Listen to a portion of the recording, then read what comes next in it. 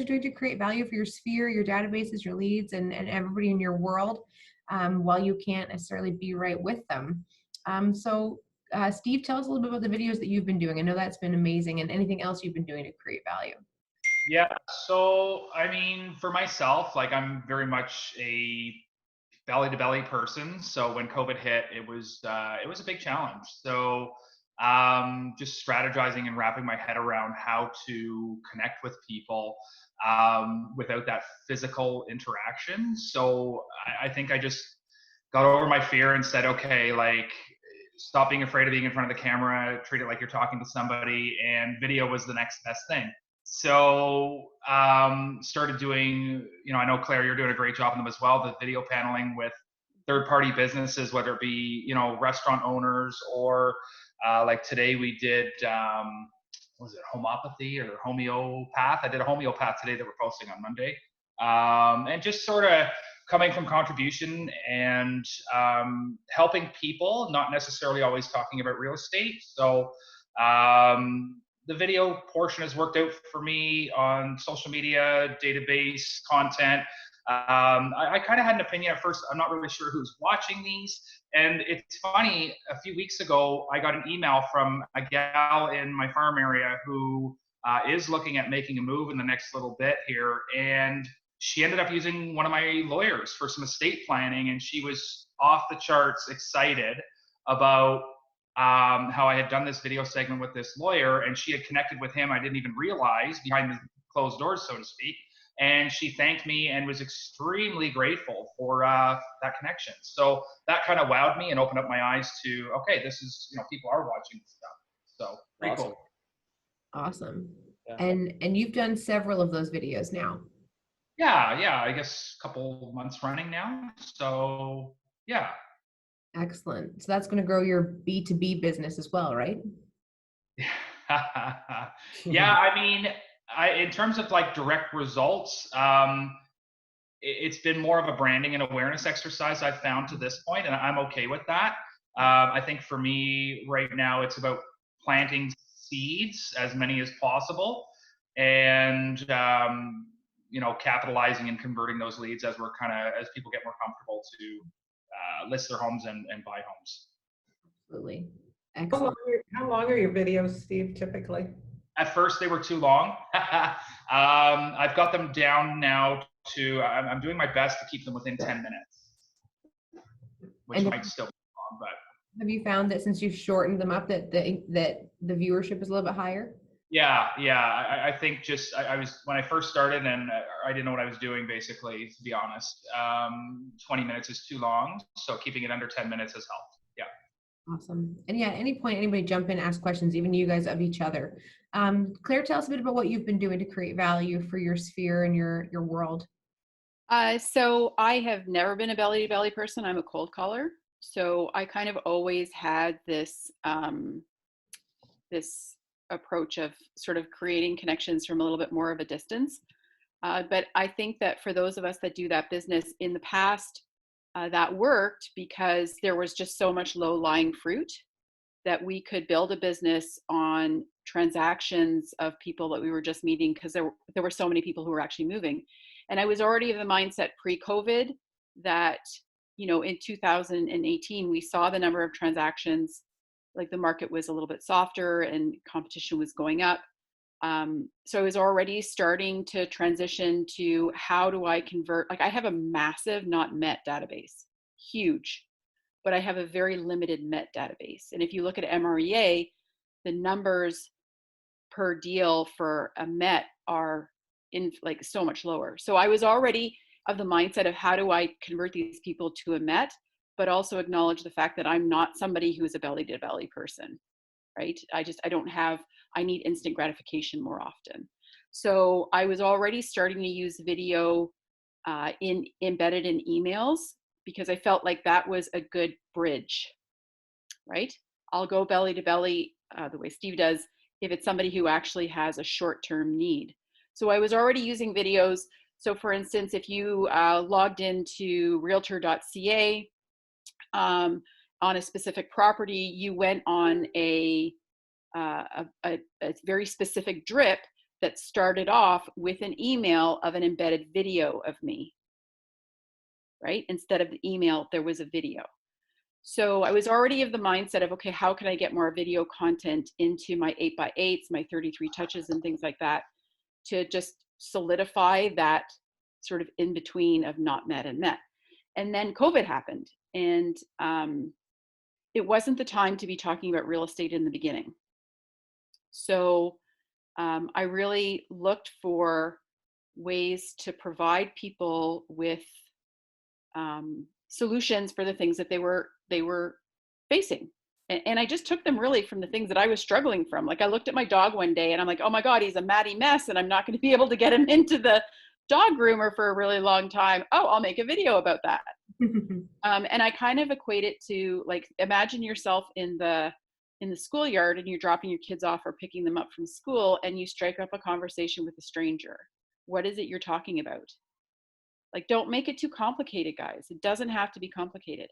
Now that we're out of COVID, though, I mean, the reality is we are still realtors. I'm not a dog groomer, and I'm not, a cake maker or anything like that. So how do we make that content be about real estate and come from contribution? So Steve's right.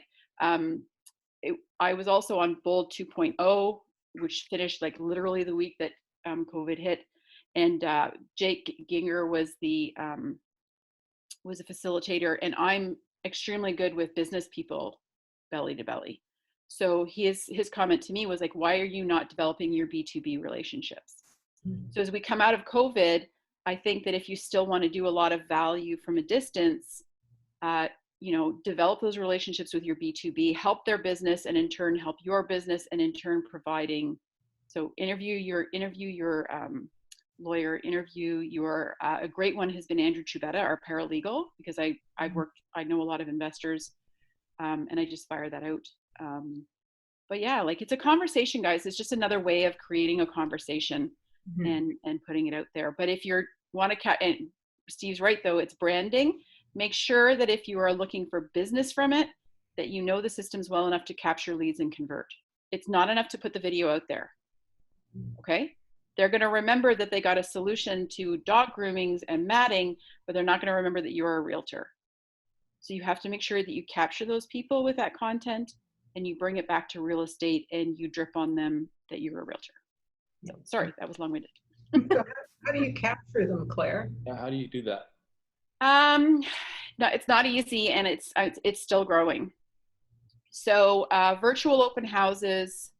I know a lot of you like to walk around with cameras. I don't like that. Again, I'm not so much of a belly-to-belly person, but also I want to target buyers, and my assumption is that the best buyers aren't necessarily coming from within my geography. Okay, so they're not just buying the house virtually, they need to buy the neighborhood.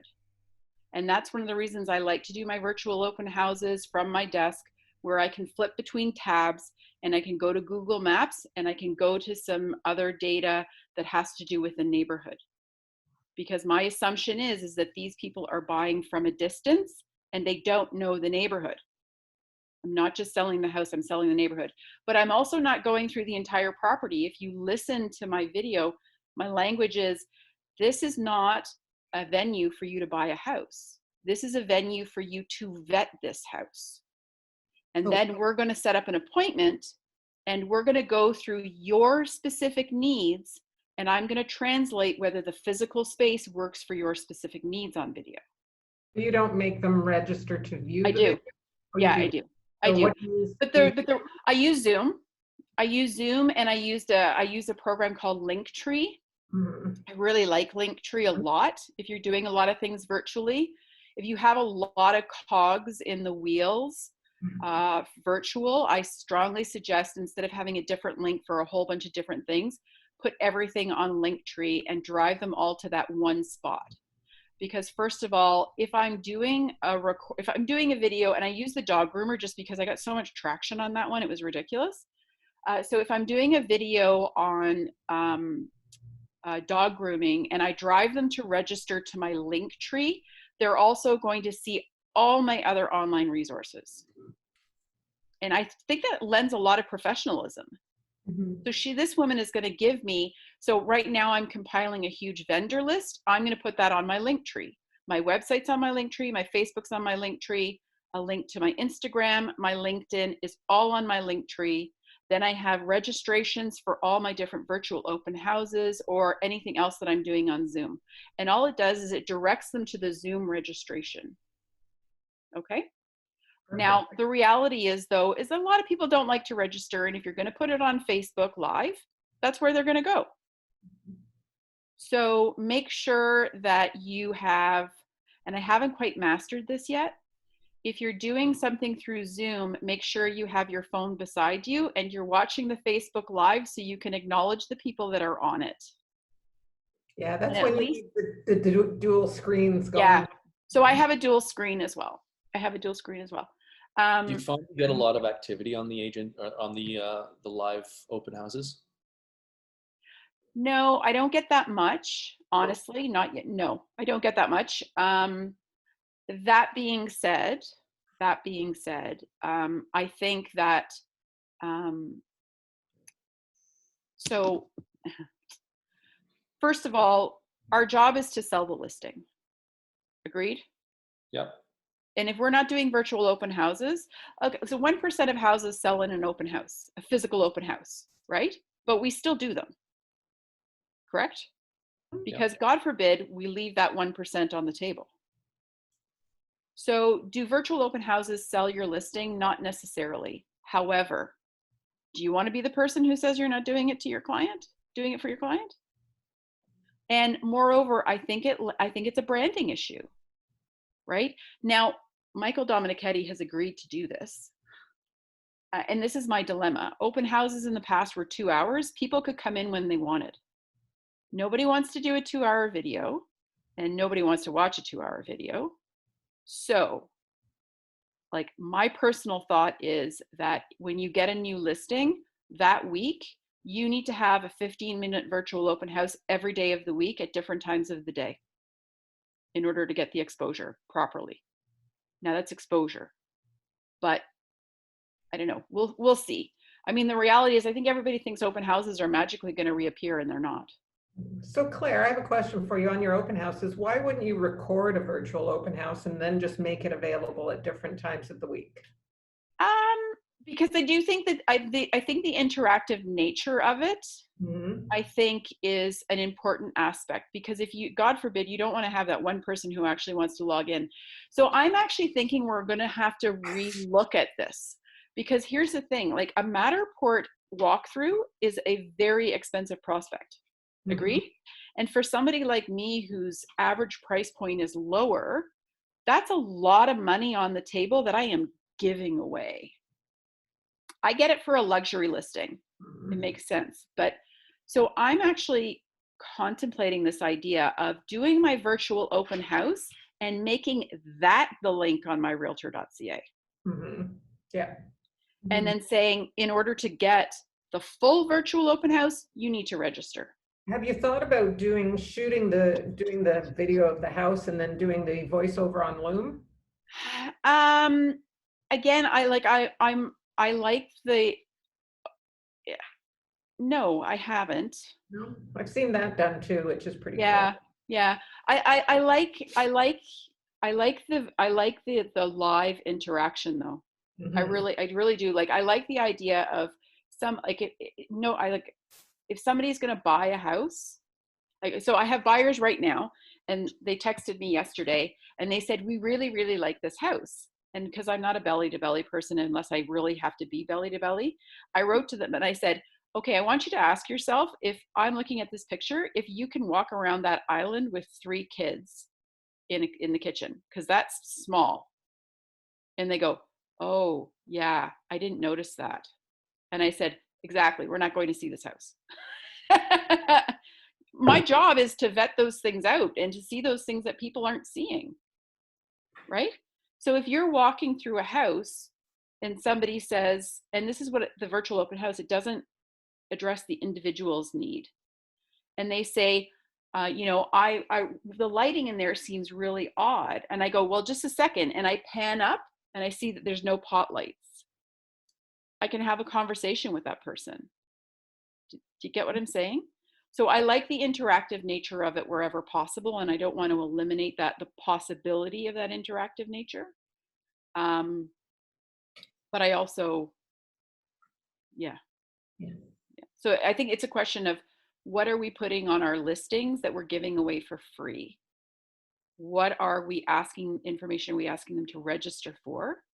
And then who are we actually giving of our individual time, which should be showings and open houses, and vetting people that way. That's just my thoughts on that. And I could be totally wrong. Don't get me, I could be totally, absolutely wrong, but we have to, in this new environment, not give away the Matterport unless that listing warrants that kind of investment. You got quite a system around the open houses. That's awesome. Good for you, Claire. Actually, I got it from the lady that Penny brought on from Oakville. He was amazing. The who? Penny had suggested Eric Preston did something for Omdreb about virtual open houses. And I watched it, and I just took the things that I thought were really great. And he was like, Google Maps. Why are we not panning up over the neighborhood on Google Maps and going, look at all this green space, Awesome. right? So I actually, on Google Maps, I will go ahead of time and I'll highlight all the things in the neighborhood that I think are really important. And I have it in a saved search on Google Maps. And then when I talk about the neighborhood, I flip to Google Maps.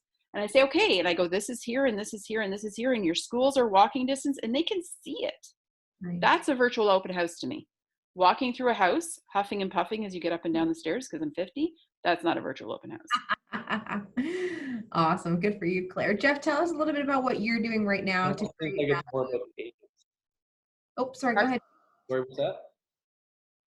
No, I was just going to say that a lot of the virtual open houses that I watch, it seems like it's more about the agent and them looking good on camera than it is about the house itself. So you sort of just flip through it and you're on, you're done. Yeah, I haven't done one yet. Everything I've had that I had listed during actually the heat of COVID sold very quickly. So I didn't do them, and a couple of them were vacant, and I really didn't think it transferred over well to a great virtual open house. So I've a couple listings that are coming up, and I'm going to do a stab at them and see how it goes. Awesome. So tell us about what you have been doing, Jeff, with your database, your sphere, your world, to create value from a distance. Yeah, well, I think I've been doing something like what Steve touched on with a lot of social media.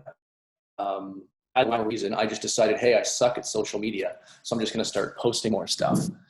So I originally started with just more personal, interactive, like posts, as well as my real estate posts. And I think I was fortunate leading up to COVID that I had done a fair amount of business in the first few months of the year, that I had a bunch of stuff that was sort of already coming through and filtering through, and I could leverage that marketing material through a couple of the slow months. And what I found is when I put my own personal fun, whatever videos out, I got probably 10 times the amount of interaction than my real estate stuff. But as time went by, I'd see that more people who weren't liking my real estate photos started to like them here and there, or make a comment or whatever.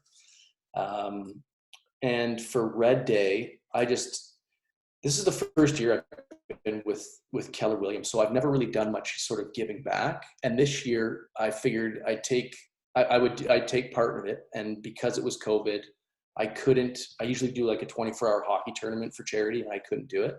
So I'm like, oh, perfect. We'll just allocate all the money to Red Day. And through those posts, I had 3 people reach out to me, 2 I hadn't seen in over 10 years, 1 since high school. And they all donated. We all got together and we all just talked about, obviously, what was going on, and then real estate. And then they said, man, like, you're so busy in real estate. And really, I didn't really feel like I was all that busy in real estate, but they see all your posts, random posts, and then they comment on that. So in terms of value, I don't really know in what kind of value I'm truly giving those people, other than if I can continue to be a presence in their world and help them when the real estate, comes up, then I can, enact my services. I've really focused on my sphere in terms of having quality conversations with people. not just quick phone calls before where you're zipping through real estate conversation, but 45-minute conversations with clients over the last couple of months that really, connected with them in ways that we weren't connecting before. So I focused on that, and I feel like those relationships have all gotten stronger. And it gave me a lot more time to sit down and go through my database of past clients, clients you don't neglect because you got business happening every day, and you're like, oh, I'll call them tomorrow. And then you call them and they're so happy to hear from you. And then you have that great conversation. And then I just think as a whole, like once you can get everybody in your sphere, then you can just help them more, and you're bringing them value, even if it's just sale. Because that sale, although it doesn't really help them at the time, but it gives them confidence to use you in the future because they see that you're doing work, so they can refer you to their mom or their dad or their uncle with confidence, and then you can help more people. But I haven't tracked any of it. I don't really know. I'm just kind of go by the seat of my pants, and I don't know. I'll find a way to actually make that, to figure it out. But I don't really know what I've done from a distance for value. I don't really know how to quantify it. Well, and we don't need to quantify it. Just demonstrating, like, I wanted to hear from you. That's what we talked about when we first got together. Being on here was that your focus has really shifted to that kind of philanthropy side of things and bringing together your community through that. Yeah, that's a good way of putting it. And now seeing the response from it, something I'd never done before. I'd like to do more of that, and I can see the value in that, as opposed to just trying to crush real estate sales and promote how good your tie looks on the video. Fair enough. That's awesome. Thank you guys for sharing that. So what we've talked a little bit about this kind of on the open house front, and Jeff, in terms of what your community has, how you've been received through all of this. What's the response that you're hearing from the people who are engaging with you through the different things that you're doing? They really, I got a lot of feedback from the philanthropy type stuff in a positive way. In terms of the real estate, I just had a lot more interaction now that I'm doing both Jeff Donovan and Jeff Donovan real estate stuff. I guess it makes you more humanized, and they feel like they can engage with you a little bit more. Mm-hmm. And once you open up, once someone makes a comment and you can break down those barriers and start to joke around or have that conversation, even on social media, it seems like it opens up a new sphere and world for them to start interacting, and then they start interacting with their friends about you or whatever it is that you're doing, and all of a sudden you seem to have more eyes on you than you would prior to not engaging in these ways. Absolutely, that's awesome. Steve, what have you found from a response perspective and an engagement perspective? Yeah, I mean, I found that it's been receptive by people. Like people have been, we've been doing quite a bit of email blasts out through our database and with some of our video content and whatnot. And people are replying back or texting back, not in huge numbers, but here and there, people that, oh, okay, like I haven't talked to them in a few months, like seeing some engagement via email and text, which is great. So yeah, I've been happy with that. So you're hearing from some people who don't normally engage back with you? Yeah, exactly. Like we do a, for our farm area, we have a newsletter content that goes out with now video baked into it. So I've seen some positive momentum with our reader stats, people that are going in and engaging with the video and actually opening it. I can see all the views and whatnot. So I've seen a huge uplift in people that are looking at our content comparatively to before, when it was just sort of, text and diagrams and that sort of thing, right? So yeah, so I know also BombBomb, it's not a new technology by any means, but looking at that as a something to implement moving forward to connect with people again, with the absence of that face-to-face component for me, which I miss. That's one of the next best things that we're kind of looking at. So before you jump into BombBomb, we'll double check with Robert Chatterton on this. I'm pretty positive. I heard that the command email platform that's coming out in a couple weeks is going to have video integration in it. Okay. I'm pretty positive that's what I understood. So I think you're right, Mike.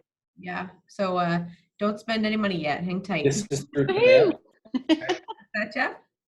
This is through command. That's right. Yeah. Awesome. Yeah. So you're going to want to hang tight for that. Don't go spending your hard-earned dollars quite yet. Good to know. And yeah, exactly. I'm glad that came up. And Claire, so tell us about the response. When you talked to us a little bit about the response you're getting on the consumer side, what's the response you're getting from sellers from the so the first virtual open house I did was a listing that was just before the market broke down, and I did do the walking through with the phone. And I have to say, my clients, their son got in and he asked questions, and I've had sellers on a virtual open house and they're like, oh, that's behind that closet, because I'm like, where's the panel? And they'll say it's behind that closet. And so the sellers really like it. They like to know that we're going above and beyond and creating solutions for them. So I think it gives them a lot of confidence, whether it sells the listing or not, and whether you're getting leads or not. I think it gives a lot of people are nervous. How am I going to sell my home in this? And I have to sell it. And it just gives them confidence that you're going above and beyond. So in that respect, I think it's really great.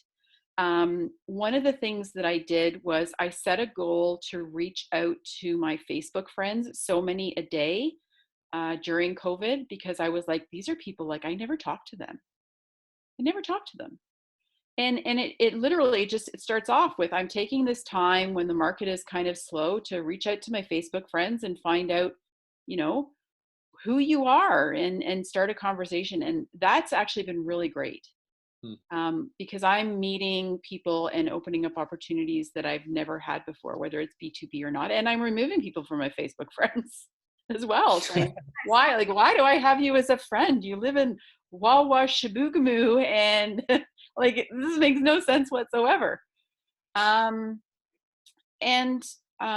just now I'm going to get really pragmatic about it, but the virtual open houses and the videos that you're doing on social media, if that's where you're doing it, it increases your exposure through algorithms.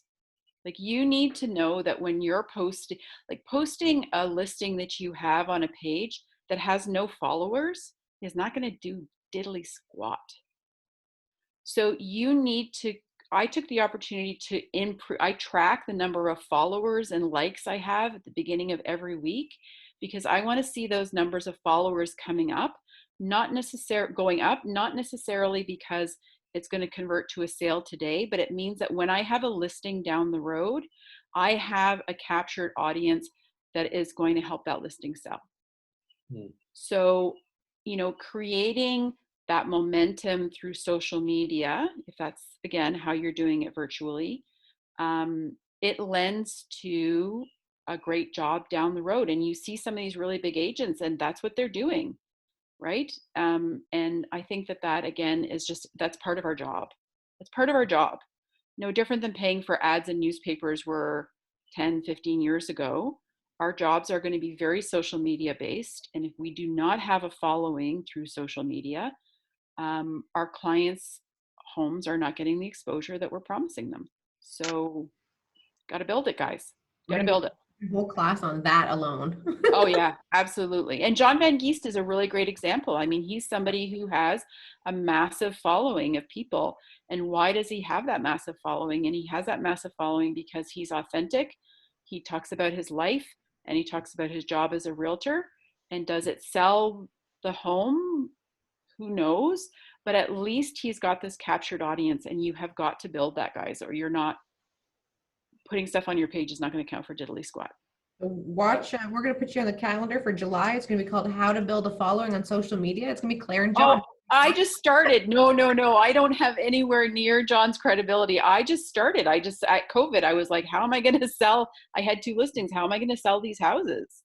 How am I going to sell these houses? And I had to think of ways, to bring people into my virtual world. I had to engage them at that level. So if you're a niche agent, or if you're farming, or if you're whatever, just figure out how that translates, and have that conversation, like I said, that you would have in the park with your kids, with the lady who's sitting at the bench next to you.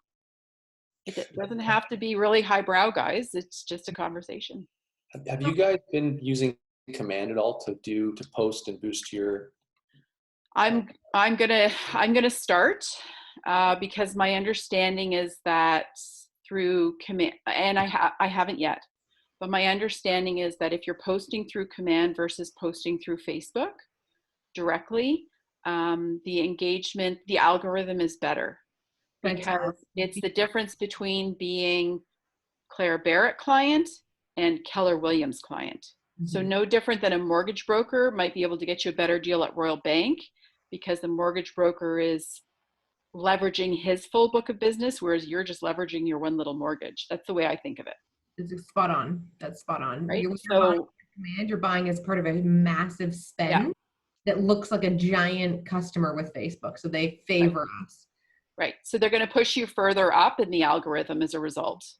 And we have agents who are using command right now. And Penny, we heard from one of our agents the other day about this, who has so many leads coming in that he literally doesn't know how to search. Like he goes, I don't even have time to do a phone call. He's getting 500 leads a week or something like that through his command ads. 560 something he said last week. It was ridiculous. And you know, it was, I'll be honest here, it was an agent that I didn't even think was engaged with command. So Dylan Suter put that thing out about Sandy McKay. Mm-hmm. So in 3 weeks, Sandy McKay paid $800 in Facebook ads, and he got, and that's the thing, like, again, and this is what I learned during COVID, doing a Facebook ad is a moot point if you don't understand how to capitalize on the algorithms. Mm-hmm. You need to understand that. It's not enough. If you're doing content in order to capture leads, you better know how to do it properly and effectively. So I learned putting the words open house in an ad is going to really limit you in the algorithm. Boom. I've got a best practices sheet. Yeah, and it changes all the time. Yeah. They change it all the time. And while we're on that note, and we'll move on from this in a second, Justin Locarrick said it the other day in our internal Facebook group. He said, I treat every Facebook ad through command that I do as a test for the next one, because it's constantly going to be evolving what a consumer is going to be responding to. So that's right. So we'll tune into Tech Tuesdays with Robert Chatterton for more on that subject. So what are you guys going to do moving forward? What have you brought into your business right now through COVID that you're going to keep in your business moving forward, even when life's back to normal? Steve, what about you? I think for me, I've been doing quite a few video consults through Zoom during the qualification process for both sellers and buyers, and setting the tone that way. And I think as well, you know, the video walkthrough, I've been doing that a little bit to streamline the process for buyers when we're trying to pick out property. So I think that will stick for us for sure. So Fantastic. that's what I had noted here. Yeah. Excellent. Jeff, what about you? What have you done differently over the last, 3 months that you're going to keep doing? Been that long, eh?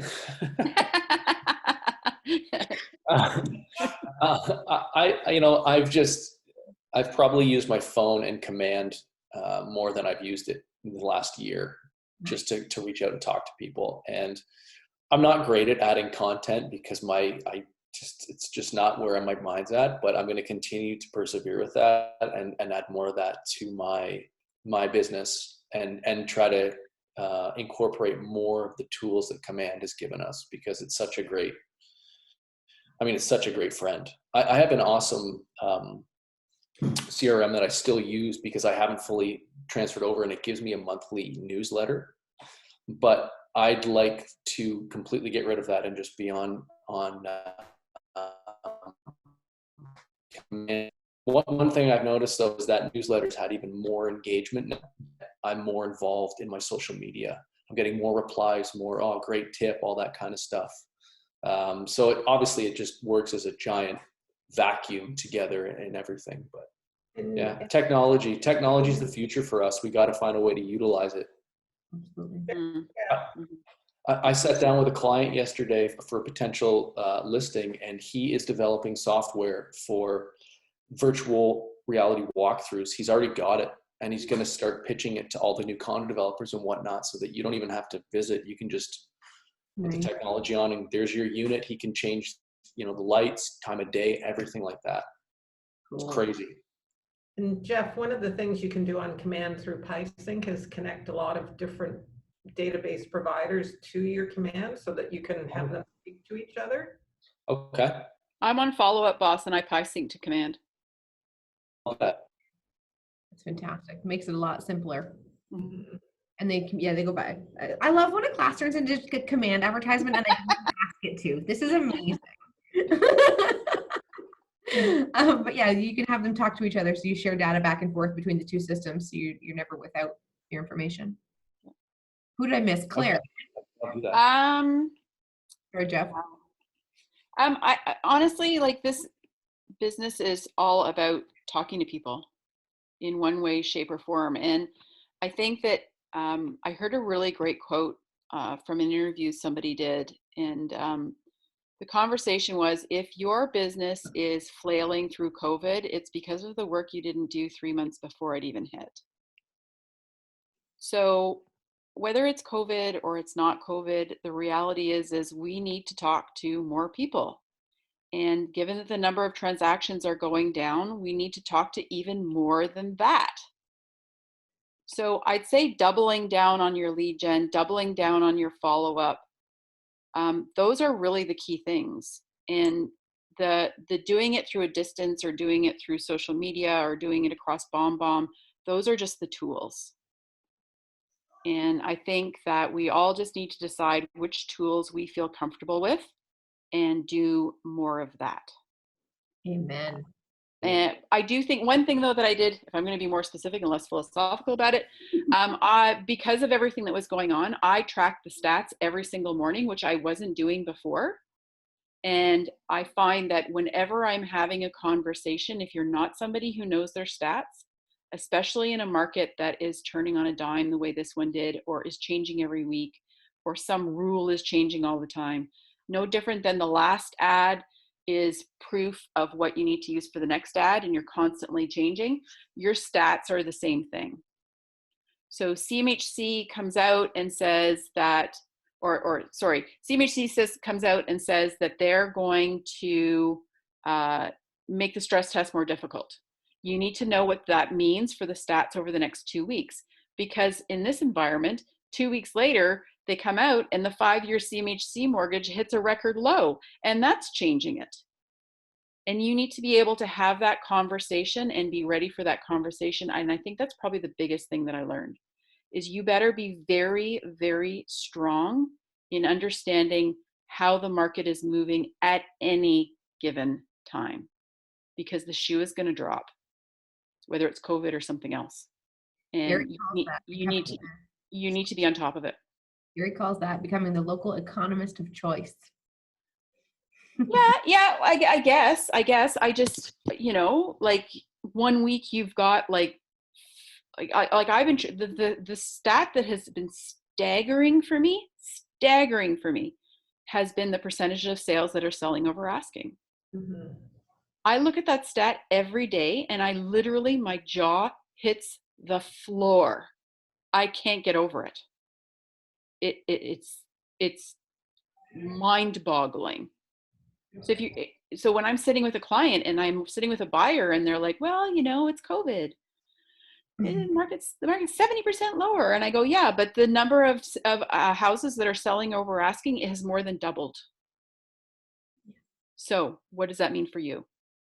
How are we going to approach this? How are we going to do it? So I think that's one of the micro things that I got. But at the end of the day, we're all about connections, and you need to decide how you're going to do it. And you need to do it twice as much, because there are half the number of listings out there, guys. Absolutely. Love it. Preach, girl. Okay, last question for me, and then we'll see if anybody who's with us has any questions. What is the next level for you guys? So each of you, what is the next phase of giving value from a distance? What is the next thing you're going to take on that you're going to implement as value for your spheres, your databases, your leads? All right, I'll go first. One thing we're working on right now is a trade services guide. So we're in the middle of soliciting past clients right now for whether it be electricians, plumbers, roofers, anything like that. And we're actually branding a guide in digital and hard copy format, just to give back to our past clients and have as a reference point in our new seller guide and listing presentation that we put together as well. So that is one thing that we'd like to give back there to people that have worked with us in the past. Great idea. It's a great piece to add to your pre-closing kit too. Yeah, for sure. So good job, Steve. Jeff? It's a good conversation to have with every one of your clients. Hey, I'm looking at beefing up my my construction book. Give me all your guys. I think I'm just going to focus, the philanthropy portion this year taught me a lot, and it's taught me a lot in the past, but this year was pretty eye-opening because I did it on my own with Red Day, obviously, or with Keller Williams, but I did it on my own as opposed to being involved with a group. So you kind of had to take that initiative and contact all of those people and get that ball rolling for the donations. And I mean, I thought we did a pretty good job, but I'm going to continue to add more of that stuff into my network, because even the people, or my plan, because even the people that I connected with on that day, or those 3 days actually that I drove around and collected food, they all actually had friends with them, and they're like, oh, next time shoot me a text and let me know so that I can give you a can too. And I'm like, fantastic. So it's just picking that up and just reaching out through my whole network, as opposed to just, the 20% that you're real comfortable with, that you can go, hey, I need a favor. And then trying to capitalize and utilize that for the greater good. And I know that, the more that we do for everybody, the better it'll be for us individually too. And then that's not the reason you do it, but it's just, that's what I'm going to capitalize on or focus on with my business. Good job. Awesome. And Claire, last word. Wow, this is a tough one. So I'm really contemplating how to develop online networking. So, because I have never been a belly to belly person. I just talk to a lot of people, and then I don't have really very deep relationships with the people that I do talk to. And I know that I need to push that. So I'm trying to think of creative ways of creating groups that regularly meet to mastermind and create a stronger. So when we talked about my running room, so the running room group that I have, we have a WhatsApp, and we are accountable to each other's runs, and we share funny stories. We do a treasure hunt. So Wednesday, we're going to take a picture of something that's blue, and then on Friday night we all play this online video game and we Zoom it. And I just want to take that to the business as well. Organizations like the Rotary and everything, those are all great, but they can't even meet right now. So maybe just trying to find ways to create virtual networks more effectively and stay in touch with them. And clean up my friends and clean up my Facebook friends. Clean up my Facebook friends. 4,000 Facebook people that I never met. So just reach out to them. I say too, I've every day this year is the first time I've ever gone. Every day I wake up, and before I get up, I sort of go through all the happy birthdays, and everyone whose birthday this year, I've put a post on their Facebook page. It's the first time I've ever done it. And then we talked about this too, but we'll next year maybe I'll send them a private message, or we'll add it up to ramp it up to another level. You don't have to wait till next year. You can start tomorrow. Yeah. I have a trick for you guys for your vendor lists. What's that? So every time I see a vendor request anywhere on Facebook, I simply click on three little dots at the top of the post. I click there and I say save the post, and then I have a category vendors. And that way, whenever somebody says to me, are you looking for a vendor? I just go into my saved lists and I can see all the posts for every vendor that has ever been recommended. Smart. And so I'm actually gonna, again, through my link tree, I'm not hiring my daughter, but I'm seconding her time, and I'm gonna have her go through, and I'm gonna have her make lists of all of these. and I'm going to put it as a link on my link tree. Clever. I like that. Nice idea. That's like the But I just, like, shortcut. literally every time I see one, I save it. There's like hundreds. The Orchard Group.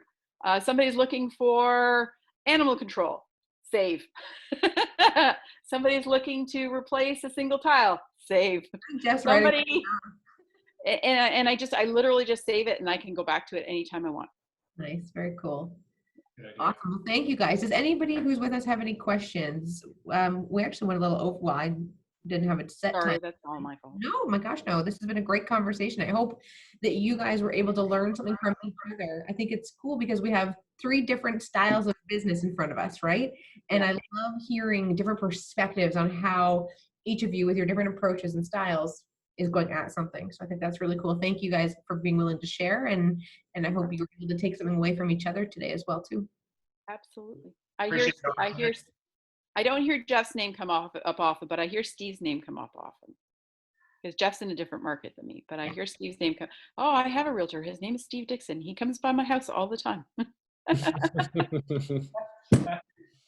I'm like, damn. I was on a door knocking session yesterday, and it was Vince Bongard talking. I think he's melting right now. I think, I don't know. He's doing cold calling and hating every minute of it. It's funny.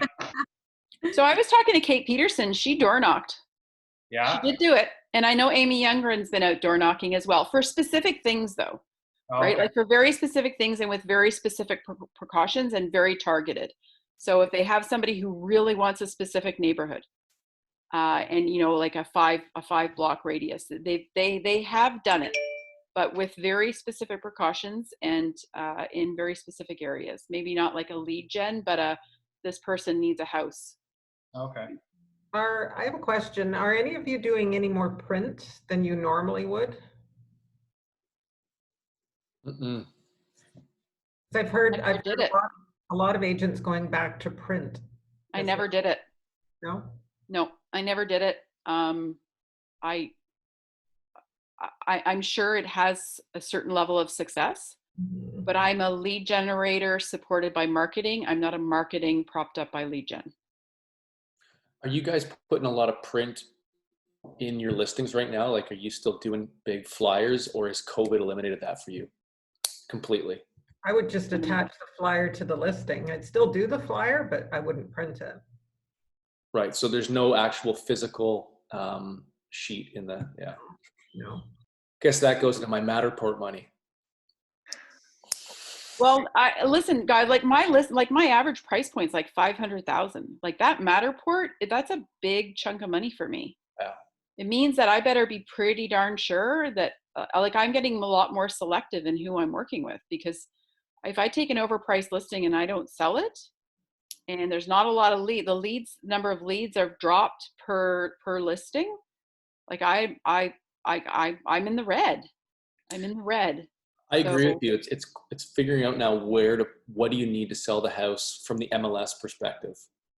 And I had someone complain to me on a lease that I didn't have a court walkthrough for a condo, which was crazy. Well, so I think that in our listing agreements, we're going to have to start adding things like, if we're taking an overpriced listing and it doesn't sell, and you've told your client, I think we need to be able to negotiate this idea of, well, if we get an offer at this amount and you decide not to take it and this expires, you're gonna reimburse me that cost, because it's gonna take, I figure it used to cost me like maybe $400 to $500 to get a listing to market. It's gonna cost me well over $1,000 now. Yeah. So if they're gonna be unreasonable, then why am I footing that bill? Mm-hmm. Another question, have any of you implemented a tiered percentage of commission based on services? Yes, I've always had one. Now that has to change a little bit, because, and a perfect example, Jeff, to talk to yours, is I just got a conditionally accepted offer on a property yesterday. And the reason why I got it with a 1-week inspection clause was because the pictures sucked. They were lousy. They were absolutely lousy. So we need to recognize that people used to come and look at everything and then vet it. and put offers in. Now they're vetting it online. Yep. So our marketing money has got to be really well spent for online. Yeah, It has to be. the photos have to look well. They look really good. It has to present well. It has got to present well. And if you're going to do video as opposed to a Matterport, it better cover the things that are relevant. Right. Yeah. Right. Well, I even find video. I use video more to promote myself than That's I right. do the actual property. You know, Yeah, it doesn't really sell anything. I agree. So, but print, no, I can't, like I said, it just doesn't work for me. Perfect. Then I can say industry for print, so I don't have to put that into the actual marketing cost. I think, yeah. I mean, right now, everything that I'm going up against, it's like 10 offers, 12 offers, 15 offers, you know, but I was really surprised. This house on the West Mountain, I was the only showing. Nice. I was the only showing booked. So everybody should have been all over it. well, lucky for you they weren't. Sometimes things work out, right? I know. So what I'm hearing from you guys, to kind of summarize here is, first of all, really coming from contribution, and we kind of touched on this at the beginning, and I think it was a really important point, recognizing whatever you're doing and acknowledging it either as a brand building activity or a lead generation activity. And if it's a lead generation activity, you've got to have the lead capture. You've got to have that lead capture, and you want to have it in your branding side anyways as well. But really recognizing what's the function of whatever it is that you're doing. So I, again, appreciate you guys being willing to share your knowledge, your time, and what you guys have been up to through all of this. It's